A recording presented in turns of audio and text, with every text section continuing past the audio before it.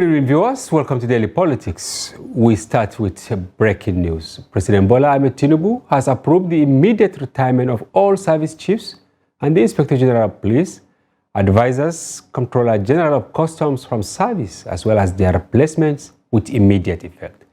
This was contained in a statement released by the Director of Press and Media Relations in the Office of the Secretary to the Government of the Federation, Willie Bassi.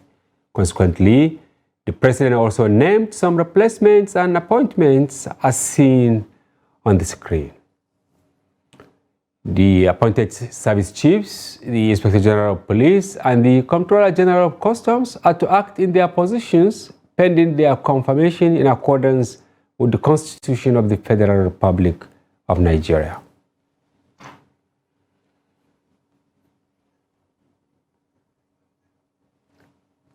And the newly appointed advisors include Hadiza Bala Usman on Policy and Coordination, Hannatu Musawa, Culture and Entertainment Economy, Abdullah Abubakar Gumel as Senior Special Assistant Senate, and then Honorable Olaruwaju Kulle Ibrahim as Senior Special Assistant. And then elsewhere, the Chairman and Chief Executive Officer of the National Drugs Law Enforcement Agency, NDLEA, Brigadier General Buba Marwa, has highlighted significant progress in the fight against substance abuse and illicit drug trafficking in Nigeria. Over the course of 29 months, the NDLEA says it has made notable achievements, including the arrest of 31,675 drug offenders, the prosecution and conviction of 5,147 individuals, and the seizure of more than 6.3 million kilograms of assorted drugs. Drug abuse is when a person takes more than the recommended dosage of drugs. According to the agency, efforts were made to cut down the supply of drugs in the country by making significant arrests across the country. In 29 months, we have arrested 31,675 drug offenders, including 35 barons. We have successfully prosecuted and convicted 5,147 of them, and over 11,000 other cases still pending in court nationwide. While 23,725 drug users have been counseled and rehabilitated, majority of them through brief interventions. In the same vein, about 6.3 million kilograms of various illicit substances have been recovered and in response to our effort to sweep up drugs and shut down distribution channels. We have destroyed 852.142 hectares of cannabis farm and dismantled 3 clandestine methamphetamine laboratories. Similarly, the country director, United Nations Office on Drugs and Crime, said the organization is dealing with many issues in order to reduce the flow of illicit drugs.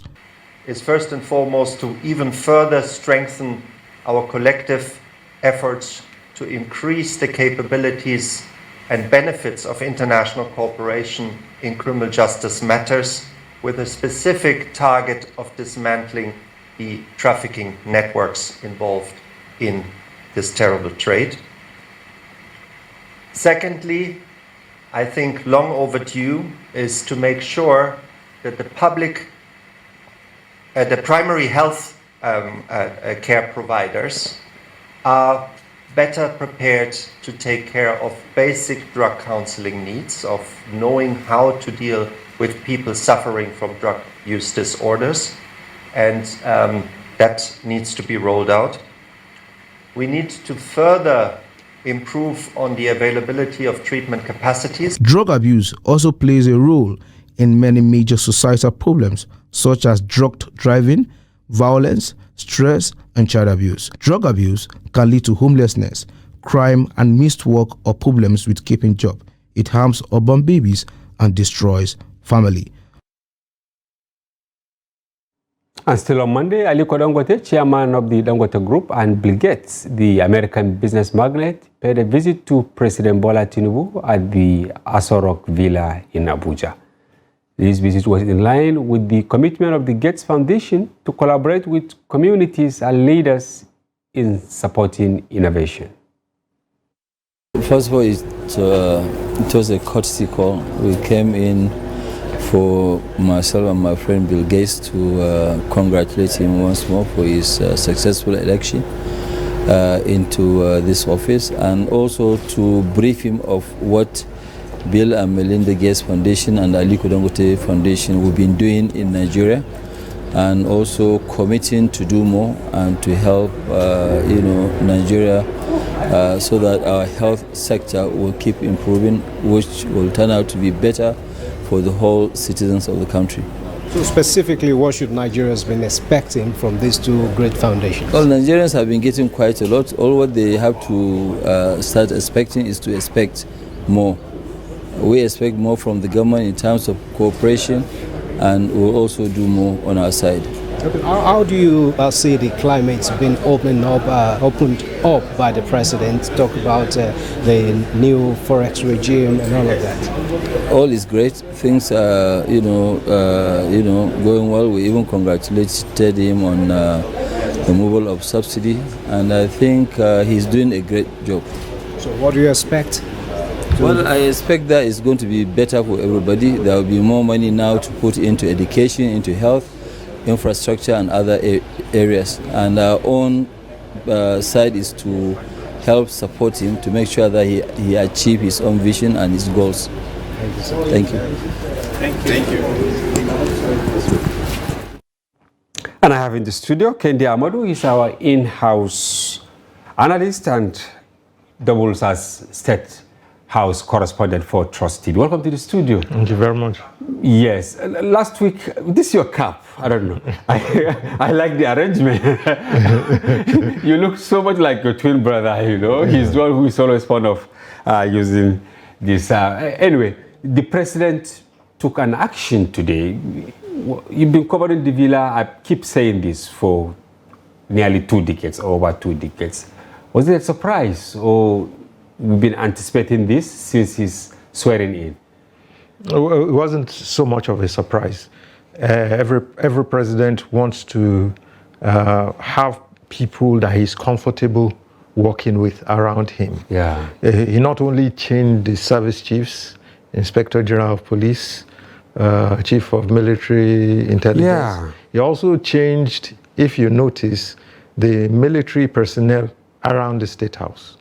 Which Yes. is including around the FCT. including around the FCT. Yeah, because I can see, like, of course, Colonel Adebisi Onasanya, Brigade of Guards Commander, Lieutenant Colonel Moshood Abiodun Yusuf, 7 Guards Battalion, Asokoro, and then Colonel Awal Baba Inua, 177 Guards Battalion, Kefi, Nasarawa State, Lieutenant Colonel Meji Abdul Karim, 102 Guards Battalion, Suleja, Niger State, and Lieutenant Colonel Olumide Akimbe Sote, 176 Guards Battalion, Kwagwalada. It's like a radius, if you look at it. Yes. If you cast a bird's eye view of Abuja, it's like changing Yes. the guard. It's a normal security strategy.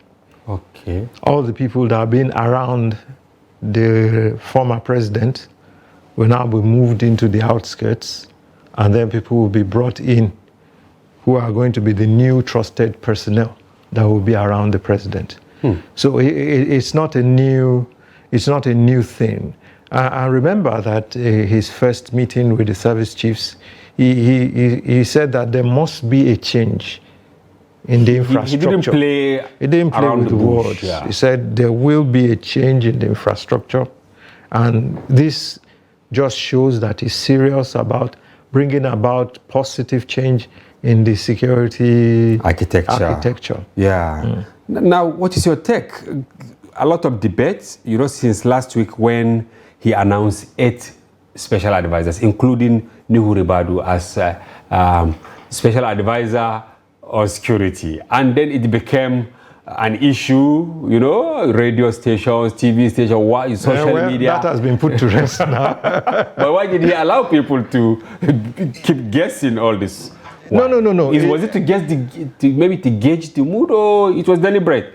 No, it was deliberate. He announced special advisors. It's the president's, 8 of them. 8 of them. The president's prerogative to fit anybody anywhere he likes. With any kind of nomenclature. With any kind of nomenclature. Because I've started seeing quite a number of innovations in the nomenclature he uses in, attaching people, yeah. to people. Yeah. So there's been a change. There's a change of language too.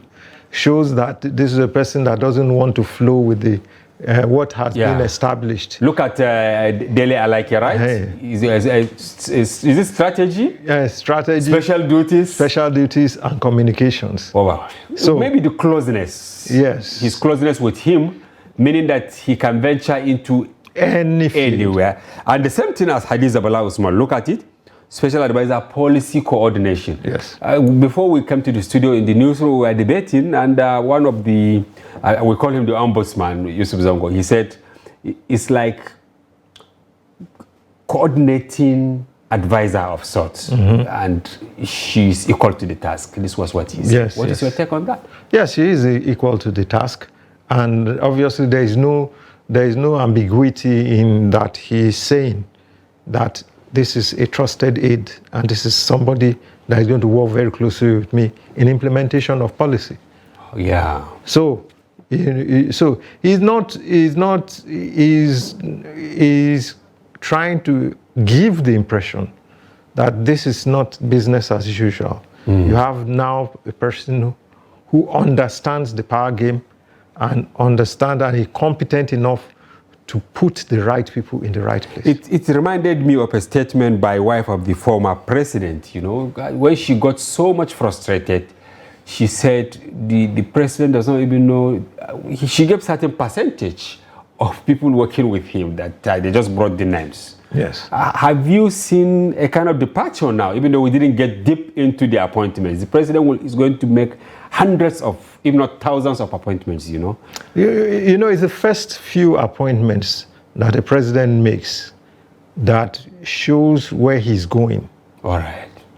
Now, if you look at these people, these are just people that he picked up the streets. These are not just politicians. These are technocrats. Any of them, if you pick, you put them on a scale, you realize that they have attachment with the office. Yes. Hannatu Musa, I can see special advisor culture and entertainment economy. Meaning culture is no longer the cultural thing to keep celebrating our endowments and all that, but they want to make it business. Business, now. Yes.